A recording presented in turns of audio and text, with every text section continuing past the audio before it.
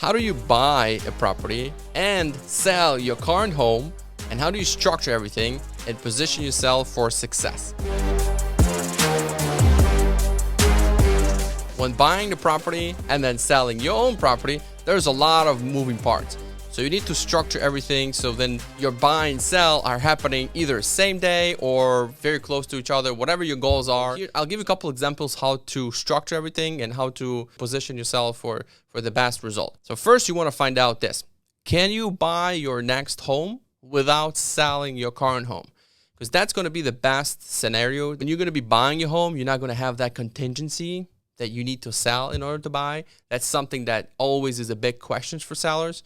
So if you go to your lender, mortgage bank, or whatever you're going to get your pre-approval, if you ask them, can I buy this property without selling my current home? And if they say, yes, you qualify, then that's the perfect scenario. So what you do then first is you can buy your home and then put your home on the market. But if you are not able to afford buying without selling, couple of ways to do it are you want to first find out what's available in the market, something that you would be interested in buying, and then you want to start selling your current home as soon as possible. You want to put it on the market, preferably receive a couple of offers, put your home under contract, get the flexibility from the buyer. This is like the biggest piece because you don't know when you're going to buy your next home. So you want like 60 to 70 days open window. So if your buyer is open to like 60, 70, 80 days of flexibility or even sooner because you might find a home right away, then you start shopping and start putting offers on your next home. And you try to line up the closings for the same day. Closing on your home on the, in the morning and closing on your next home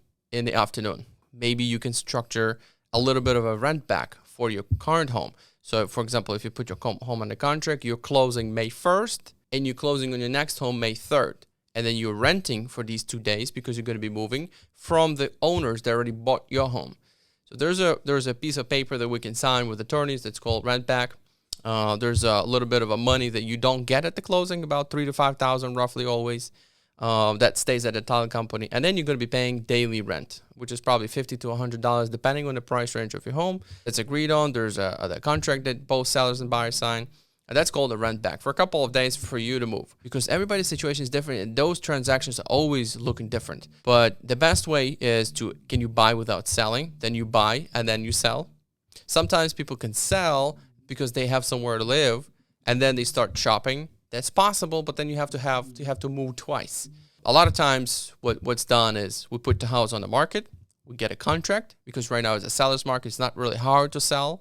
So we put a contract, we get a flexible buyer. With that flexible buyer, we now start shopping for a next home, which your contract will now have a contingency. And when you're putting your home on the contract and shopping for a next home, you have that every time you put an offer on your next home, you have a contingency that I'm going to close on yours if mine closes, if I sell mine. So now listing agents on the properties that you're trying to buy are going to be a little bit like, okay, how's your sale going? Because we here don't know because you have a financing contingency. You have a contingency on selling your home. You get all sorts of contingencies. So you must be a little bit better on the price probably for us to agree. Or they have no offers.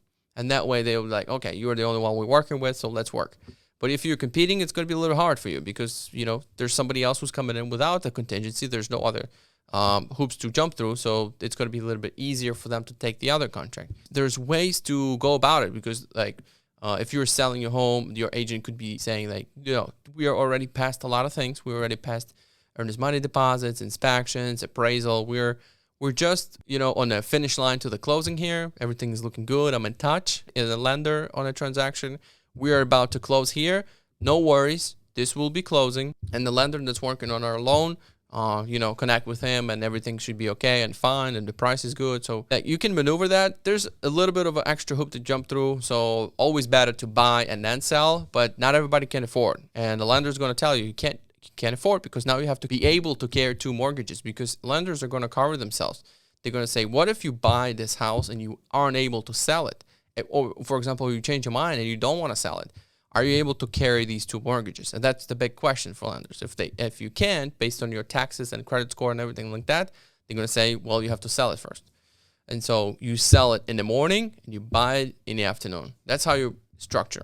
The other way to do it, it's a little bit harder, is to sell your home, close on your home, and then rent it back from the owner.